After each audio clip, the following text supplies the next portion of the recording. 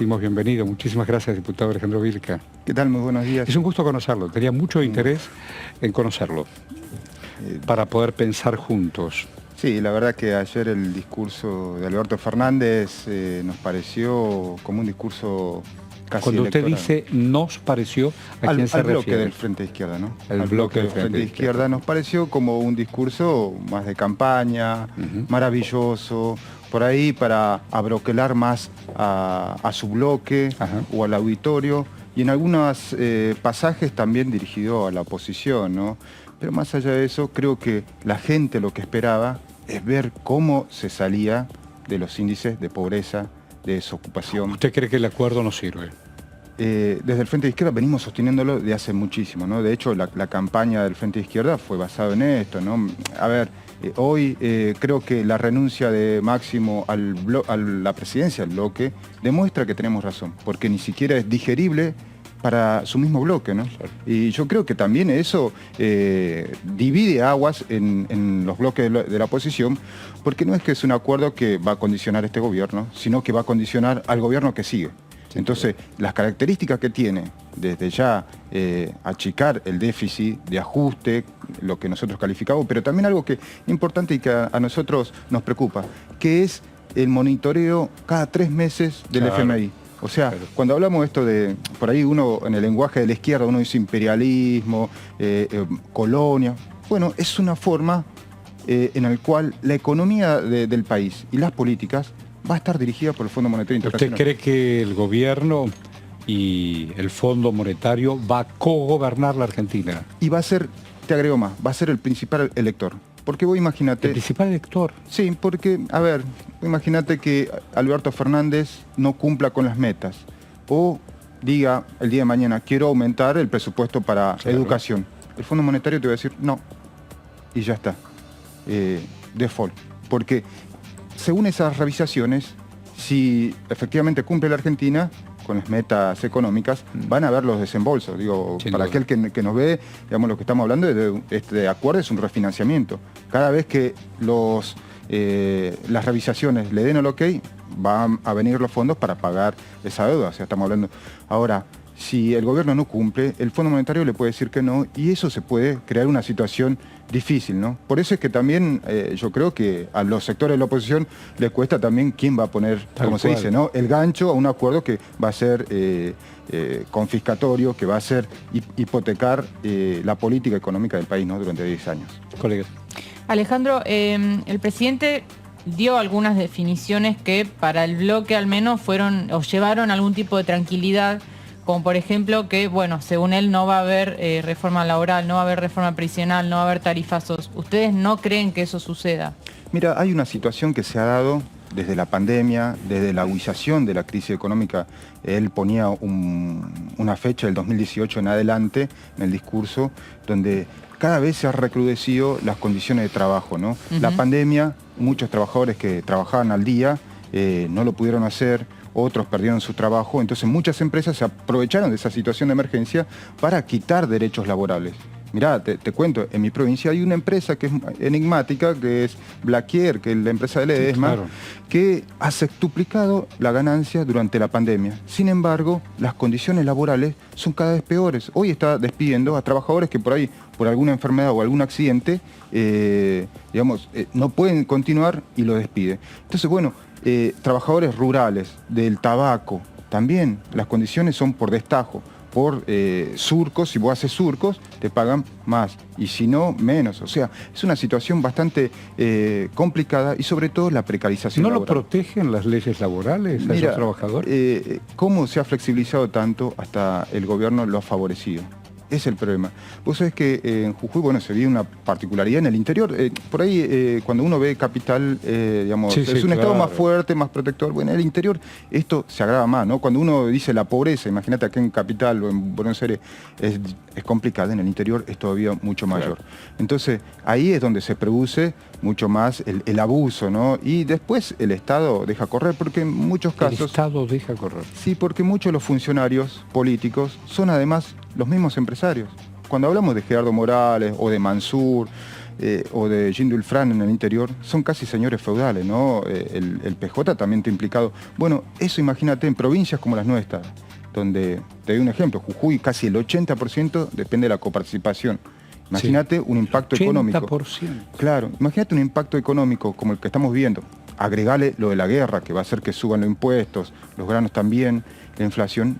Pone en una situación muy delicada a lo que es no solamente el país, sino sobre todo provincias muy frágiles como la nuestra. Entonces, bueno, cuando se habla de reforma laboral, nosotros creemos que ya se viene aplicando, ¿no?, al ajuste. Después, cuando se habla de jubilación, hay algo que por ahí nos puede resultar casi hipócrita, ¿no? Porque dice, no va a haber reforma jubilatoria, pero aquel jubilado que quiera seguir trabajando no se le va a impedir. Eso no nos parece raro.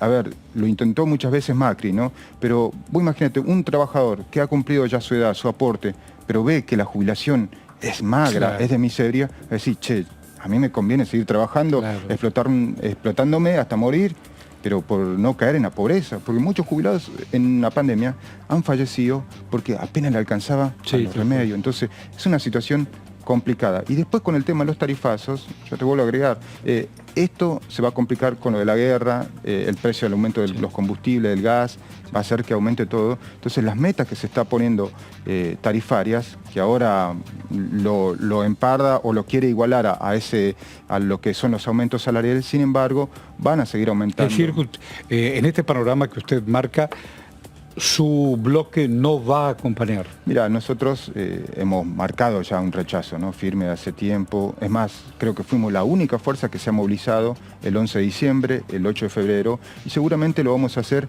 cuando ingrese el proyecto. Creo que, según algunos medios, dice que hoy va a ingresar el proyecto de acuerdo. Bueno, cuando se trate, el Frente de Izquierda va a movilizar, porque entendemos que va a ser en condiciones cada vez más penosas para el país, y cuando se habla de quién va a pagar la crisis, la paga el pueblo trabajador. El gobierno confía en la reactivación que se está dando y en el crecimiento económico. ¿Cómo ves las propuestas, los proyectos de ley que sí anunció Alberto Fernández que va a mandar al Congreso y los que, bueno, quedaron en el tintero porque no se pudieron tratar en las extraordinarias? ¿Realmente pueden generar esas nuevas leyes, aportar a esta crisis económica que te está atravesando la Argentina? Mira, dudo, creo que nosotros ya vamos en una situación decreciente. Lo que se conoció la otra vez del memorándum especificaba, ¿no?, de que el crecimiento iba a tener un techo de la Argentina, que eso ya lo iba a poner el FMI, porque si llegara a crecer un poquito más, era para el Fondo Monetario Internacional. Entonces estamos hablando de una política recesiva que va a establecer este acuerdo. Entonces yo creo que muchas de las leyes que plantea el gobierno es justamente para tratar de explotar ciertos nichos, digamos, productivos, donde esperan sacar dólares. Bueno, uno es el petrolero, el hidrocarburífero, los minerales, ¿entendés? Entonces son algunos lugares donde esperan reactivar la producción, pero también extraer muchos dólares, ¿no? Entonces, yo creo que no está pensado tanto en sacar a la Argentina, como lo dijo el presidente, ¿no? Crece la economía, la producción, sí, pero la gente eso no lo ve en la calle.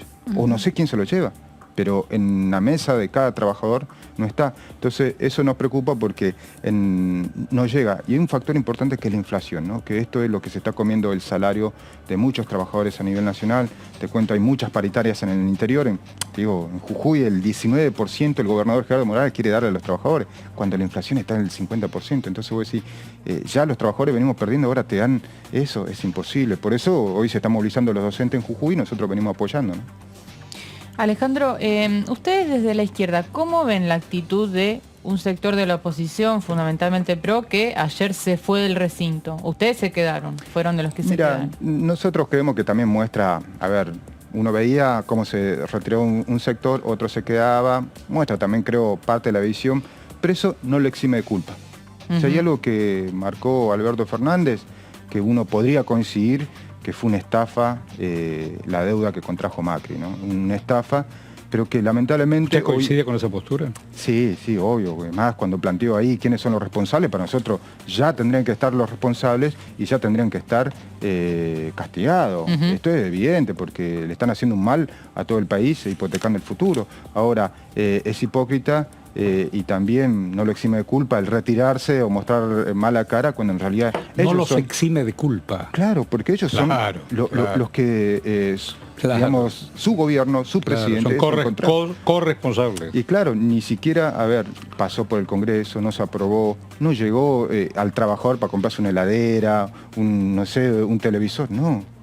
Pasó y se fue a los fugadores de hora. Entonces eso no lo podemos admitir, nosotros entendemos que lo que son los fraudes no se pagan, entonces por eso entendemos... Los fraudes no se pagan. Así es, y por eso sostenemos nuestra posición del no pago, pero también buscar otra salida, ¿no? Porque no es solamente no pagar este préstamo, sino la deuda, sino también tomar medidas, ¿no? Nosotros creemos que hay que afectar a las ganancias de aquellos que se enriquecieron, los bancos, la agroexportadora, para eso hay que nacionalizar la banca, el comercio exterior para evitar la fuga de capitales, pero también la inflación, y tomar medidas como la nacionalización de las empresas de servicio, planes de obras públicas a la vez para crear fuentes genuinas de trabajo. Hay otra salida, y no es la que nos propone el gobierno, que es resignarse y decir... El es la única salida. impuesto, ¿cómo Aporte circuló el solidario. impuesto? ¿No? ¿Este año también va a haber otro impuesto? Y No. se estaba hablando ¿Usted está de acuerdo en con Casa ese impuesto a Rosada. las grandes fortunas? Ustedes Sí. tienen un proyecto de ley Sí, sí. más Ellos Ellos amplio. tienen un proyecto de Sí, ley. que es amplio. mucho Claro, más más amplio. amplio, Sí. pero además para nosotros tiene que ser permanente, ¿no? Porque No es excepcional. no tiene que ser excepcional, sino algo permanente, porque acá hay una diferencia social de muchos que se han llevado muchísimo dinero, ¿no? Como se decía en un momento, se la llevaron en pala, bueno, y prácticamente fugado en el exterior, y prácticamente la misma cantidad de dólares que es la deuda, ¿entendés? Entonces, pues, ¿y cómo se puede admitir eso? Un país tan rico como Argentina produce 10 veces la cantidad de alimentos y hoy tenemos el 40% de Claro. pobreza, chicos que no tienen para comer en el Chaco, vemos en el interior cómo chicos se mueren de hambre. Entonces, esto no lo En su podemos- provincia, ¿cómo están las cosas? Mira, está bastante difícil. El gobierno de Gerardo Morales es un gobierno con puño de hierro, apoyado en una justicia del riñón de él, donde persigue a los opositores, ¿no? Y también a todo aquel que quiera movilizarse, ¿no? Como te digo, hoy se movilizan los docentes, ¿no? Porque ya es ¿Y los insostenible. castiga? Y mira, te descuentan los días de paro, te arman contravenciones, te judicializan. Entonces, es la única manera de que vos puedes mantener una provincia con bajos salarios, precarización laboral. Y después, por ahí, sus ambiciones presidenciales de mostrar un Jujuy maravilloso, por ahí eso se cae de mentiras cuando le preguntas a algún jujeño cómo la pasan. Realmente O sea, la una pasan cosa es la postal turística y otra es el día a día. ¿El Jujuy profundo le falta todo? Mira, le falta un montón de cosas, ¿no? La otra vez, bueno, hace tiempo se cerró una histórica y emblemática mina, ¿no? La mina del Aguilar, más de 90 años, 700 trabajadores en la calle. Se le prometieron un montón de cosas y están mendigando o se tienen que ir a otras provincias porque no se consigue trabajo, ¿no? Cuando se habla de recursos como el litio, que, Claro. ¿entendés que el Claro. gobernador lo presenta como el gran auge? En realidad Sí. son negocios para las grandes multinacionales. Está la Toyota, la Mitsubishi, empresas multinacionales, donde vos sabés que en Jujuy lo que ¿Eso dejan- no dan fuentes de trabajo o no? dan, pero muy poco. Pero muy poco, mirá poco, vos. o sea, no es lo que uno esperaría porque se saca la materia prima y se saca por el puerto de Chile, se exporta. ¿Y no le queda nada a la No le- provincia? Vos sabés que nosotros en la legislatura se hizo una reforma impositiva en la cual se ha achicado mucho más lo que dejan en regalía. Si daban el 3%, ahora prácticamente dejan el 1%. Me hace acordar la década del 90, esa década tan hiriente para la Argentina, donde se remató todo, donde se vendió todo, y las empresas extranjeras, todas sus ganancias las exportaron y nunca nada quedó aquí. Nada Bueno, quedó eso es lo aquí. que nos preocupa, Nada ¿no? De quedó. que hay un esquema donde digan, bueno, entran dólares, pero no queda nada después. No queda nada. Y además hay que sumarle, ¿no? El impacto ambiental que Sí, crea, claro, ¿no? El problema sí, del claro. agua, todo ¿En el qué impacto. ciudad nació usted? Yo en San Solo de Jujuy, aunque mis padres eran de la quebrada de Humahuaca, mi mamá, y mi viejo de La Puna, jujeña, de Abrapampa. ¿Y los padres qué hicieron? No, mis padres trabajaban, mi viejo era obrero de la construcción, mi mamá era mucama en casa de familia, y bueno, yo ¿Y cuándo empezó su compromiso político. político? No, mira, yo empiezo a militar en izquierda en el 95. 95. Sí, allá, bueno, en la Universidad de San Juan, donde pude estudiar, ¿no? Después de mucho tiempo, digamos, Muy bien. un esfuerzo muy grande, porque Seguro. imagínate para una familia, nosotros éramos 5 hermanos, yo soy el menor, y en mi casa, por ejemplo, uno podía estudiar, el otro no, uno sí, otro no, y yo era el más Y bueno, ahí me ligué a la izquierda, aún así, digamos, trabajaba y estudiaba y no pude terminar. Y bueno, volví a Jujuy y construí la izquierda, ¿no? El Frente de Izquierda, el PTS. Bien. Y bueno, imagínate, éramos de nada a llegar a esto, al Congreso Nacional, fue un paso muy importante. Muy importante. Pero también creo que un reconocimiento a la perseverancia, ¿no? De las ideas y las convicciones. Después mi vieja, que se enojó en ese momento. Después ¿Se enojó la mamá? Claro, porque imagínate, volverse, es la aspiración, ¿no? De todo trabajador, decir, bueno, mi hijo pueden salir de la pobreza, uno teniendo un mejor empleo, u otra poder estudiar, ¿no? Y recibirse, bueno. No, mamá, no voy a estudiar. Imagínate, pero después cuando pude salir diputado me dijo, por fin entiendo que ¿Cuáles eran tus objetivos y tu compromiso? Lo logré. Pero más allá de ¿Nombre eso, de la mamá? Luisa, lamentablemente la perdí por el COVID, ¿no? Por el COVID. Sí, por eso también hay cosas que por ahí que me cuestan y me duele, ¿no? Ayer el presidente decía, no, pero todos los argentinos tuvimos atención médica en Jujuy, era terrible, un momento que estuvo colapsado, la llevé a mi mamá a un hospital público, no la quisieron atender, ni siquiera un diagnóstico, la mandaron a casa, no le quisieron hacer un test. Lamentablemente la perdí en su propia cama, le pudimos conseguir un oxígeno con mis compañeros y no tuvo atención médica. Una ambulancia que llegó después de 3 horas. Imagínate la situación. Yo, bueno, era diputado provincial. Imagínate aquel que no tenía la oportunidad. No tenía la oportunidad, muchas personas. Y no es que uno, no sé si la podría haber salvado, pero al menos habría podido tener una oportunidad. Y eso es lo que me lamenta, ¿no? Por ahí cuando uno lo ve, los vacunatorios BIT, Olivos, las fiestas, los mariachi de Carrió, qué bronca que da cuando muchas personas perdimos a alguien querido. Hay que ver camino. Quería preguntarte por el tema empleo joven, porque ayer el presidente anunció que va a enviar un proyecto. Macri también en su gestión había anunciado un proyecto de empleo joven que después nunca se trató, pero sin dudas es una problemática que a ustedes les debe interesar como Frente de Izquierda. Y hay proyectos incluso de Juntos por el Cambio para hacer estas pasantías que serían parte de la currícula, pero no remuneradas. Bueno, es un debate bastante profundo, sí. ¿no? Mira, la verdad que ese es un proyecto, el Plan Joven, digamos, como otros proyectos que se han intentado, fueron bastante polémicos, ¿no? Porque prácticamente era como poner mano de obra barata a las grandes empresas. Sí. Entonces es algo muy delicado. Nosotros hemos entrado en una posición que estamos en contra. Nosotros creemos que hay que crear fuentes genuinas de trabajo, salarios dignos. ¿Entendés? Entonces no podemos hoy darle a merced de las grandes empresas mano de obra barata para que sigan aumentando su ganancia, ¿no? Que eso es lo problemático porque parece como una política desde el gobierno de Macri, ahora Alberto Fernández, que se reproduzca. También nos preocupa, ¿no? Cuando se hablaba de los planes sociales, como ponerle un límite. O sea, ¿por qué poner un límite? Bueno, eso se refirió a Alberto y dijo que hay que avanzar en la transformación en puestos de trabajo, planes en empleo. ¿Entendés? O sea, políticas como esa, la única forma de de darle una solución o de resolverla es crear fuentes genuinas de trabajo, más empresas, obras públicas. O sea, no es por una resolución de decir hasta acá se entregan los planes sociales o ponerle un techo, sino que al contrario, hay que crear las condiciones, ¿no? Porque por ahí mucha gente dice, no, pero los planeros... Eso es horrible, ¿no? Cómo se trata. Es gente que no tiene la oportunidad de tener un trabajo, porque, a ver, ¿a cuántas personas no le gustaría tener un salario digno? Obra social, aporte jubilatorio, sentarse con su hijo y decirle, mirá, compré esto para comer.